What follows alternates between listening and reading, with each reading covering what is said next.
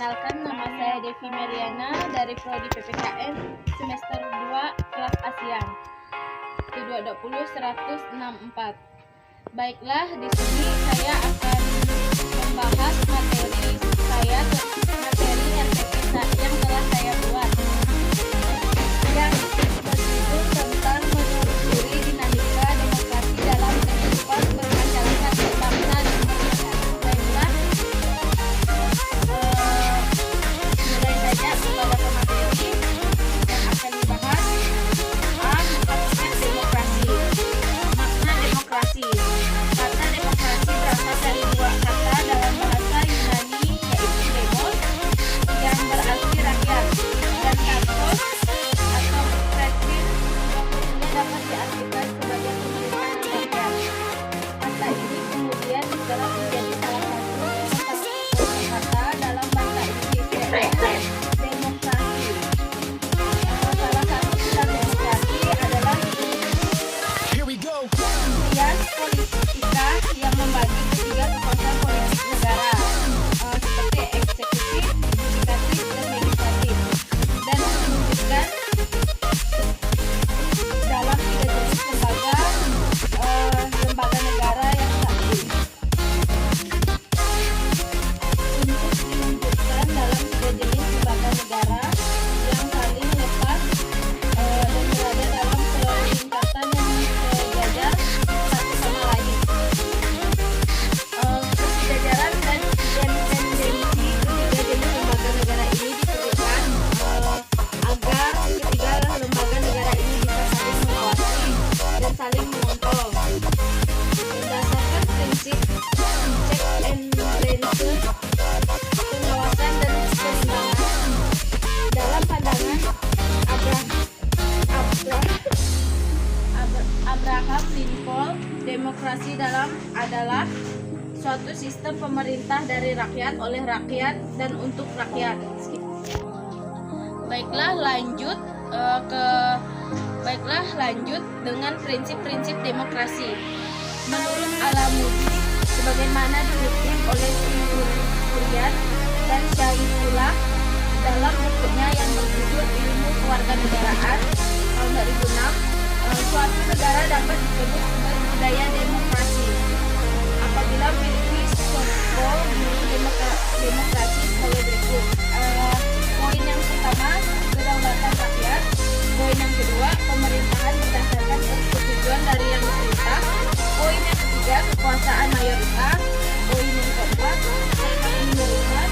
Poin yang kelima, jaminan hak-hak asasi manusia. Poin yang keenam, pemilihan yang bebas dan jujur. Poin yang ke-7, persamaan di depan hukum. Poin yang ke-8, proses hukum yang wajar. Poin yang ke-9, pembatasan pemerintahan secara konstitusional. Poin yang ke-10, Invincible. pluralisme sosial, ekonomi, dan politik. Poin yang ke-11, nilai-nilai toleransi, pragmatisme, kerja sama dengan mufakat. Kita lanjut yang ke D. Penerapan demokrasi di Indonesia. Prinsip-prinsip demokrasi Pancasila. Poin yang pertama, demokrasi yang berketuhanan yang Maha Esa. Poin yang kedua, demokrasi dengan kecerdasan. Poin yang ketiga, demokrasi yang berkedaulatan rakyat. Poin yang keempat, demokrasi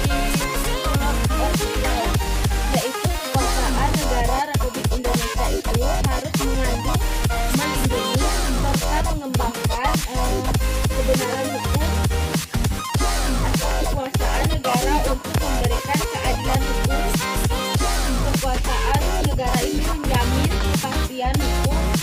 Kekuasaan negara itu mengembangkan manfaat atau kepentingan hukum.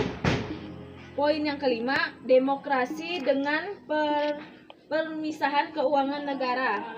Poin yang keenam, demokrasi dengan hak asasi manusia. Poin yang ketujuh, demokrasi dengan pengadilan yang merdeka. Poin yang kedelapan, demokrasi dengan otonomi daerah. Poin yang kesembilan, demokrasi dengan kemakmuran. Poin yang ke-10, demokrasi yang berkeadilan sosial. Karakter utama demokrasi Pancasila adalah pilar keempat, yang kerakyatan dipimpin oleh hikmat kebijaksanaan dalam permusyawaratan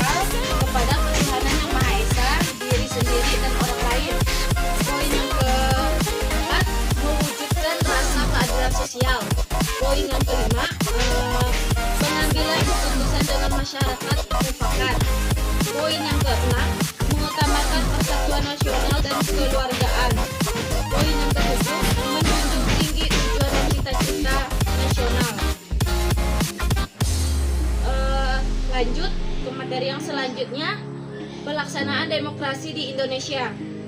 Dalam perjalanan sejarah ketatanegaraan negara kita, semua konstitusi yang pernah berlaku menganut prinsip demokrasi.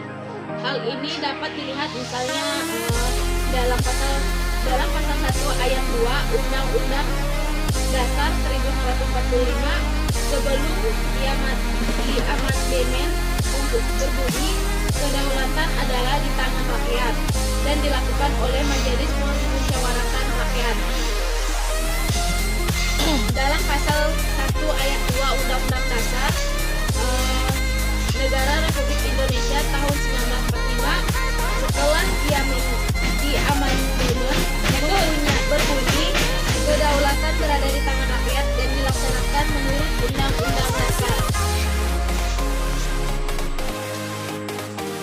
Poin yang ketiga, dalam Konstitusi Republik Indonesia Serikat pasal 1 ayat 1 berbunyi Republik Indonesia Serikat yang merdeka dan berdaulat.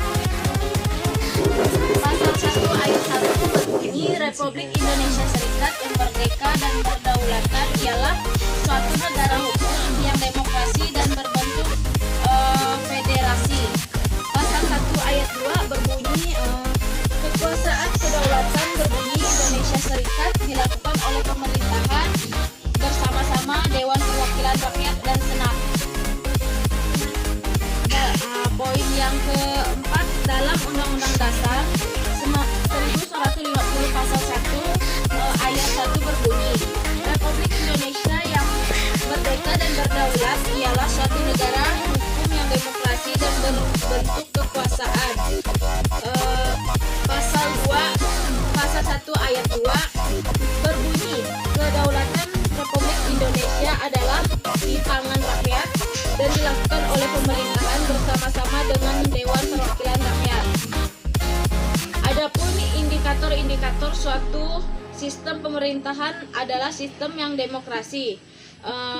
Poin yang pertama, akuntabilitas. Poin yang kedua, rotasi kekuasaan. Poin yang ketiga, rekrutmen politik yang terbuka. Poin yang keempat, pemilihan umum. Poin yang kelima, pemenuhan hak-hak dasar. Adapun penjelasan tentang pelaksanaan demokrasi di Indonesia pada periode 1945 sampai 1949.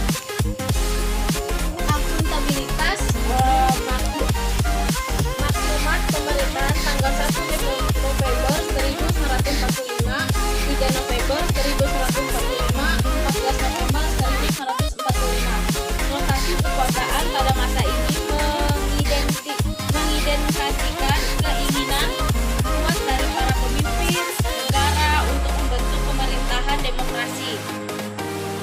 Rekrutmen politik dengan maklumat Webers memungkinkan terbentuknya sejumlah partai politik yang menjadi peletak dasar bagi pemilihan. Lanjut dengan pemilihan umum. Pemilu belum dapat dilaksanakan. Pemenuhan hak-hak dasar, pemberian hak-hak politik secara menyeluruh. Ada lanjut ke materi yang B. Pelaksanaan demokrasi di Indonesia pada periode 1949 sampai 1959. Akuntabilitas, indikatornya menurut ahli hukum tata negara ini ada 5 aspek.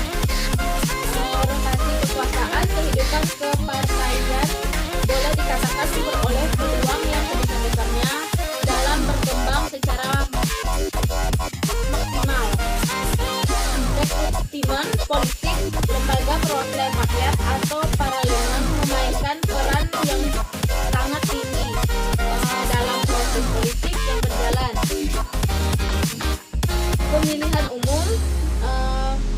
Pemilihan umum hanya dilaksanakan satu kali, yaitu pada tahun 1955. Tetapi pemilu tersebut benar-benar dilaksanakan dengan prinsip demokrasi. Pemenuhan hak-hak dasar dapat merasakan hak-hak dasar, tidak dikurangi sama sekali meskipun tidak semua warga dapat memanfaatkannya dengan maksimal.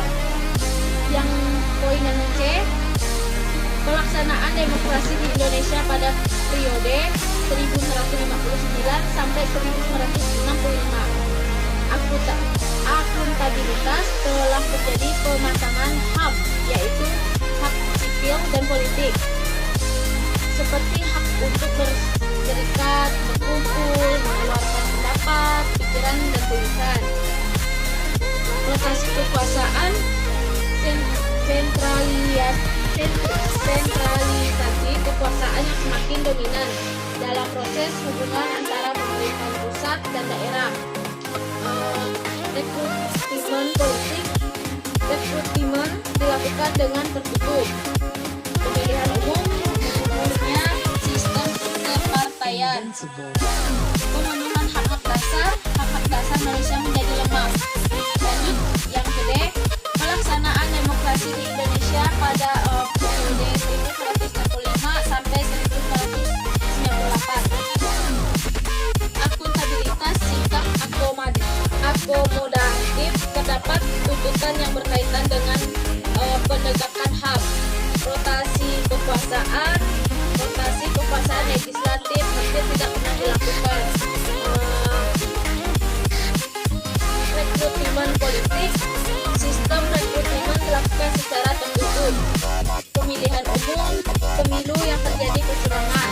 Pemilihan umum, pemenuhan hak dasar manusia masih lemah.